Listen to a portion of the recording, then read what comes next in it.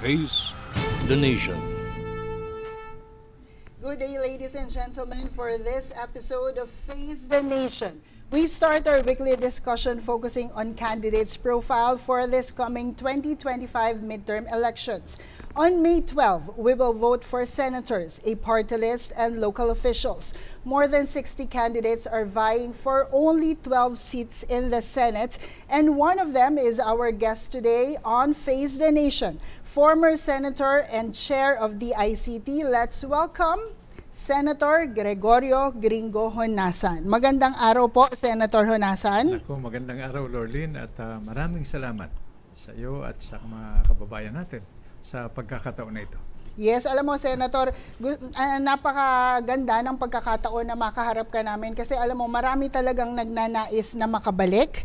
Maraming nagnanais na at least mabigyan ng pagkakataon na makaupo sa Senado. Pero siguro nga ang lamang mo dito na sinasabi na rin natin, ikaw may nagawa na, may kaalaman, naging part na ng history na talaga namang we have to go back way back in 1986 kung paano nagsimula ang iyong journey para marating ang iyong estado ngayon sa pagiging public servant, 'di ba, Senator? Pero meron ka pa ring patuloy na gustong isagawa para sa ating sambayan ng Pilipinas. So sabi nga nila, Senator, ikaw nagkaroon na ng tama ng bala.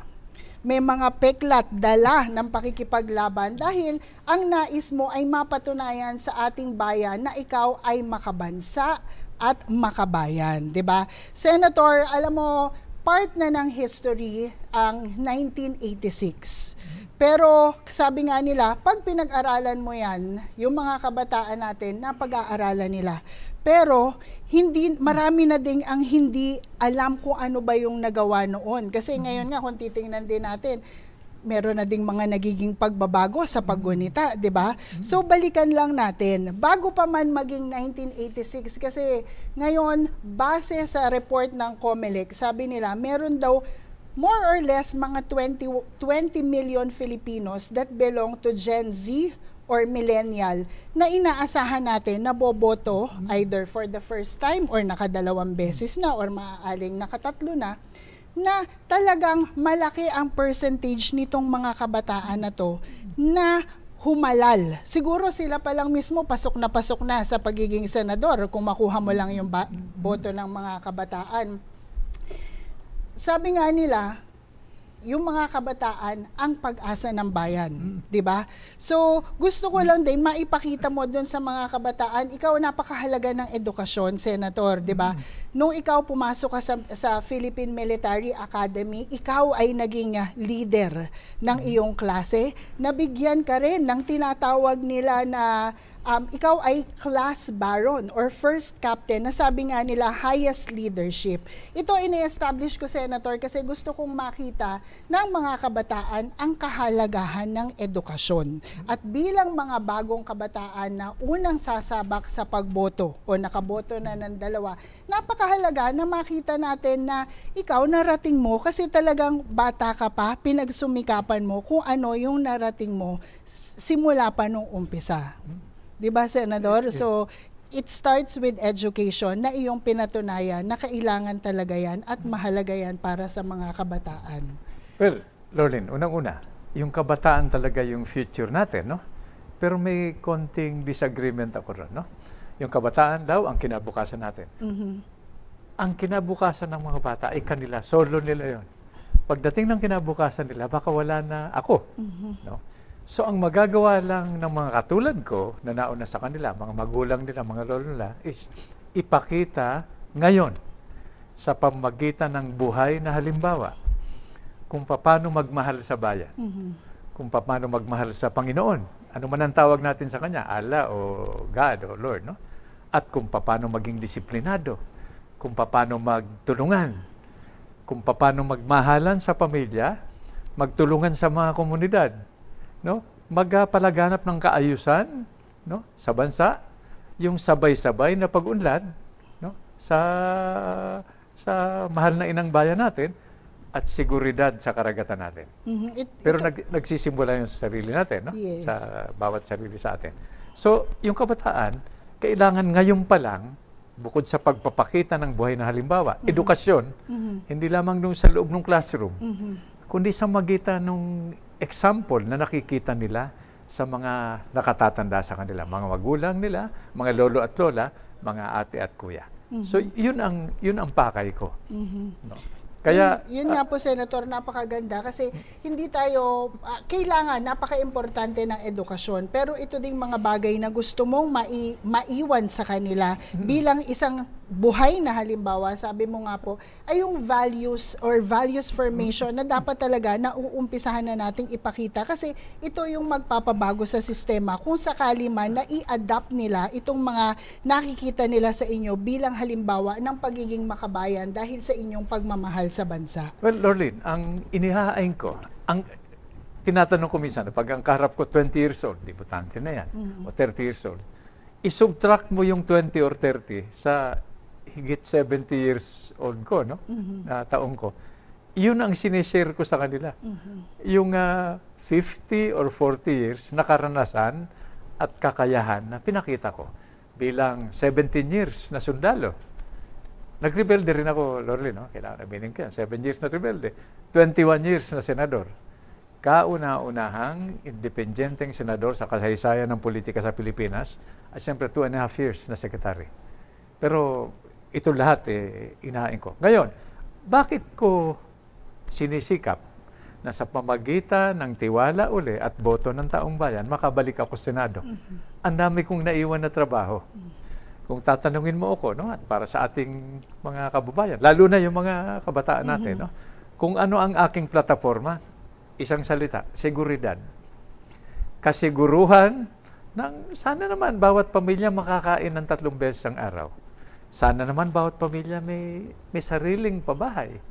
Sana naman yung bawat pamilya makapagtustos para sa edukasyon ng kanilang mga anak. At pag nagkakasakit, madala man lang sa ospital at maibili ng gamot. At ngayon, may isa pang basic needs, no?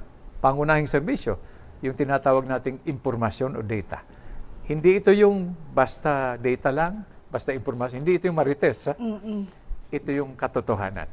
Pagpapakalat ng katotohanan para makapagdesisyon yung mga kababayan natin ng tama sa pangmatagalan. Yes, napakaganda niyan sinabi mo, Senador, with regard to the word seguridad.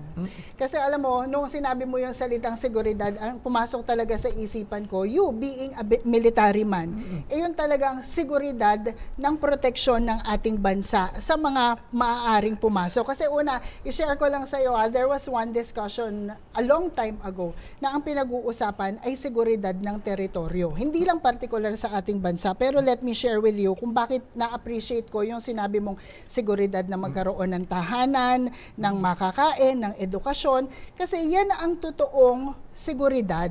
Kasi yung iba, sinasabi ko nga, alam natin at naiintindihan natin na kailangan protektahan natin yung teritoryo natin sa mga gustong pumasok. Pero siguro, mas maganda din na unahin muna natin yung mga mamamayan natin na nangangailangan nga ng totoong salita na seguridad na yan yung sinasabi mo, di ba? Lorlyn, dinagdag ko lang. Hindi ito nagtatapos dun sa pangunahing serbisyo at pangailangan. Hindi ito yung pagkain, pabahay, edukasyon, kalusugan at yung impormasyon, no? Seguridad sa traffic, seguridad sa kalsada, no? Laban sa mga masasamang loob, seguridad sa bawat tahanan, di ba? Seguridad sa pagkain, yun nga, no? So magkakakabit na yan. Yes, Senator. I hope seguridad sa trabaho. Yes, totoo. I hope you don't mind me asking, pero yun nga ang sinasabi nila. Ikaw, Senator, nakatapos ka na po ng 4 na termino talaga bilang senador. Pero bakit po kaya na ito din po ba yung mga kinaharap nyo na problema noong nagsimula kayo noong 1995 pero lumipas na po ang ilang taon na din. At sinabi ko nga, kung 1986 na journey nyo ang ating tatahakin, 39 years na po yung lumipas pero yan pa rin po ba yung mga kinakaharap natin? Kasi kung titingnan natin, lahat ng sinabi mo po na yan, Senator, yan ang kinakaharap natin sa pang-araw-araw. At kung titingnan natin sa paghihirap ng mga mamamayan, although hindi naman talaga din yan yung mga reports na natatanggap natin, napakarami po nating kinakaharap. So, ano po ang nagbago simula nung unang pumasok kayo at eto pa rin po kayo ngayon? Gusto nyo pa rin pong ituloy, pumasok muli? Well, Lorraine, no? Nakakatuwa. May nagbago naman. May nag-improve naman, no? Siyempre, nag-improve naman. Bawat administrasyon, bawat henerasyon, ini-improve naman yung sitwasyon, no? Pero nakakatuwa dahil baka nakalimutan natin na every 30 years, tuwing 30 taon, nagdodoble yung populasyon natin. So, noong 1986, 55 million lang tayo. Ngayon, almost 120 million. Yes. Ano ang ibig sabihin yan?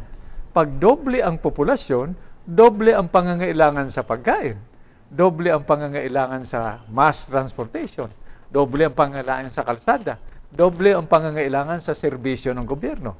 Nakalimutan siguro natin magplano. Kaya ngayon, may traffic, di ba? Siksikan sa mga ibang lugar. Yan nga no? ang sinasabi. Parang hindi natin nakita na ito yung mga future na kakaharapin. Hindi tayo naging handa. Ang tiningnan natin at binigyan ng solusyon ay yung bukas, sa mas malapit na bukas, pero yung pang hinaharap, hindi pa natin nabigyan. Nakalimutan magplano in advance. No? Oh. So yan ang naiwanang kontrabaho naman sa Senado. No? Face the nation.